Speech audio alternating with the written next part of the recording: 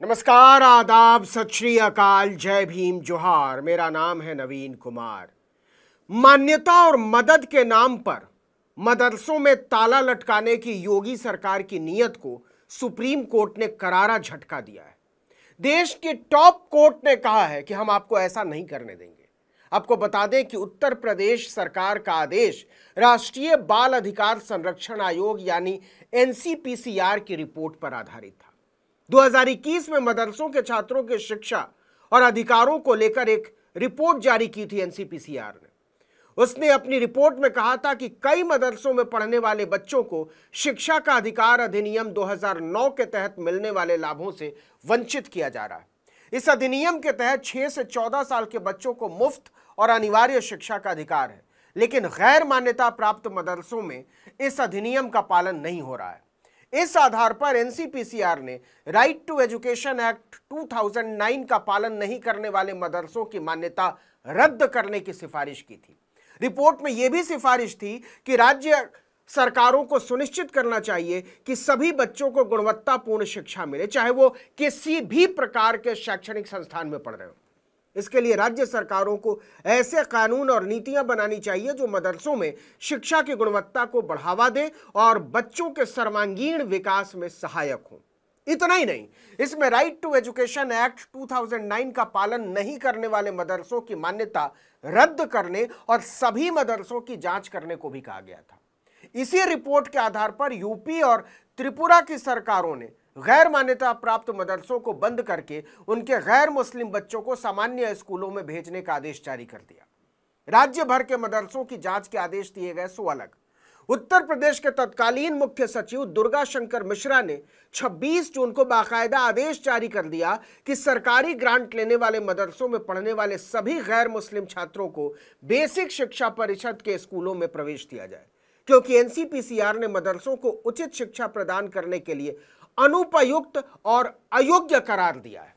इसके बाद एनसीपीसीआर की रिपोर्ट और भाजपा सरकारों के फैसले को लेकर बहुत बड़ा हंगामा खड़ा हो गया। कई मुस्लिम संगठनों और नेताओं ने इसे मदरसों की धार्मिक स्वतंत्रता में हस्तक्षेप के रूप में देखा। उनका तर्क था कि मदरसों में धार्मिक शिक्षा दी जाती है और यह मुस्लिम बच्चों के सांस्कृतिक और धार्मिक अधिकारों का हिस्सा है। वहीं सरकार और आयोग का कहना था कि ये सिफारिशें बच्चों के शैक्षिक अधिकार सुनिश्चित करने के लिए हैं, न कि धार्मिक स्वतंत्रता पर हमला करने के लिए। उत्तर प्रदेश और त्रिपुरा सरकार के इस आदेश के खिलाफ जमीयत उलेमा-ए हिंद ने सुप्रीम कोर्ट में याचिका दायर कर दी।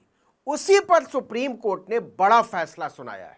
उसने गैर मान्यता प्राप्त मदरसों के छात्रों को सरकारी स्कूलों में ट्रांसफर करने और मदरसों से गैर मुस्लिम छात्रों को हटाने के फैसले पर रोक लगा दी है। Chief justice DY Chandrachud, justice JB Pardiwala और जस्टिस मनोज मिश्रा की बेंच ने मुस्लिम संगठन जमीयत उलेमा हिंद की ओर से पेश सीनियर एडवोकेट कपिल सिब्बल की इस दलील को सही माना कि राष्ट्रीय बाल अधिकार संरक्षण आयोग की रिपोर्ट के आधार पर राज्यों की कार्रवाइयों पर रोक लगाने की जरूरत है। इसके साथ ही सुप्रीम कोर्ट ने मदरसों को फंडिंग भी जारी रखने का आदेश दिया। मतलब जैसे चलते थे मदरसे वैसे चलते रहेंगे। मतलब योगी सरकार के लिए तो यह भारी तमाचे की तरह है। उत्तर प्रदेश और त्रिपुरा में उन मदरसों पर जिन पर भाजपा सरकार ने ताला लगाने के लिए एनसीपीसीआर की रिपोर्ट को ढाल की तरह इस्तेमाल किया था, लगा हुआ ताला खुल जाएगा। सुप्रीम कोर्ट ने साफ कहा कि इस संबंध में 27 जून तक जारी किए गए एनसीपीसीआर की सभी रिपोर्ट्स पर रोक लगाते हैं। लिहाजा इन रिपोर्टों के आधार पर लिए गए सभी राज्य सरकारों के फैसले अपने आप निष्प्रभावी हो जाएंगे। इसके साथ ही कोर्ट ने जमीयत उलेमा हिंद को उत्तर प्रदेश और त्रिपुरा के अलावा अन्य राज्यों को भी अपनी याचिका में पक्षकार बनाने की अनुमति दे दी। आपको याद दिला दें कि एनसीपीसीआर अपनी रिपोर्ट में यह कहता है कि जब तक मदरसे शिक्षा का अधिकार अधिनियम का अनुपालन नहीं करते, तब तक उन्हें दिया जाने वाला फंड बंद कर देना चाहिए। भाजपा की सरकारों ने तत्काल प्रभाव से इस पर अमल भी शुरू कर दिया था। इस पर बखेड़ा खड़ा हो गया। समाजवादी पार्टी के चीफ अखिलेश यादव ने भाजपा पर अल्पसंख्यक संस्थानों को चुनिंदा तरीके से निशाना बनाने का आरोप लगाया था। इसके बाद एनसीपीसीआर के अध्यक्ष प्रियांक कानूनगो ने कहा था कि उन्होंने कभी भी ऐसे मदरसों को बंद करने की सिफारिश नहीं की थी। उनकी सिफारिश ये थी कि ऐसे संस्थानों को दी जाने वाली सरकारी फंडिंग बंद कर दी जाए, ग्रांट रोक दी जाए, क्योंकि ये गरीब मुस्लिम बच्चों को शिक्षा से वंचित कर रहे हैं। इस पर कांग्रेस ने कहा था कि सरकार को मदरसों को बंद करने की बजाय उन्हें सुधारने और बेहतर संसाधन मुहैया कराने पर ध्यान देना चाहिए। वहीं जमीयत के प्रमुख मौलाना अरशद मदनी ने इस कदम को मुस्लिम समुदाय के धार्मिक स्वतंत्रता पर हमला करार दिया था।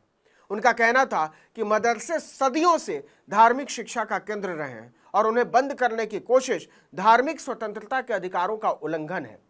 तमाम मुस्लिम संगठनों ने सरकार पर आरोप लगाया था कि यह कदम धार्मिक ध्रुवीकरण और मुस्लिम समुदाय को मुख्य धारा से अलग थलग करने की कोशिश है।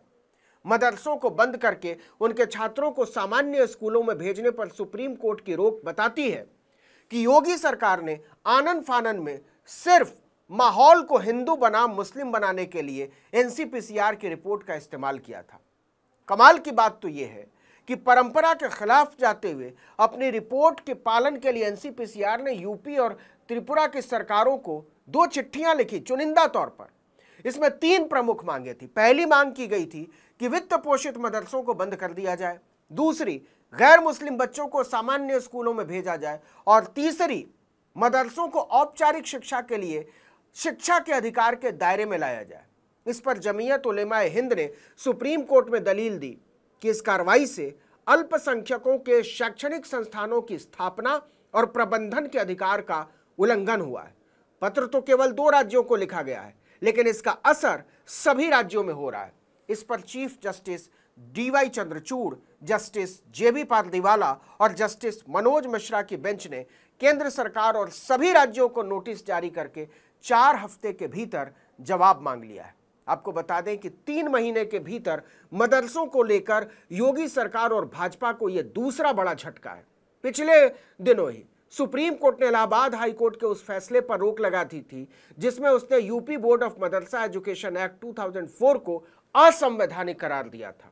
हाई कोर्ट ने तर्क दिया था कि एक धर्मनिरपेक्ष राज्य धार्मिक शिक्षा के लिए बोर्ड की स्थापना नहीं कर सकता है या विभिन्न धर्मों के लिए अलग अलग शैक्षिक प्रणाली नहीं बना सकता है।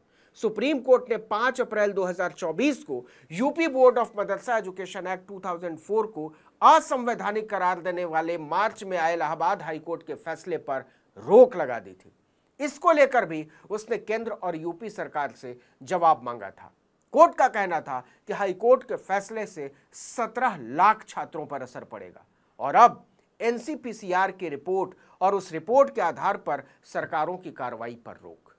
इस वीडियो में इतना ही, लेकिन अगर आपने आर्टिकल 19 इंडिया को अब तक सब्सक्राइब नहीं किया तो फौरन कर लीजिए। बेल आइकॉन दबाइए, घंटी जैसी आकृति, लाइक कीजिए और कमेंट करके बताइए हमारा वीडियो आपको कैसा लगा। हमारा ट्विटर हैंडल है article19_India और मेरा ट्विटर हैंडल है नवीन जर्नलिस्ट।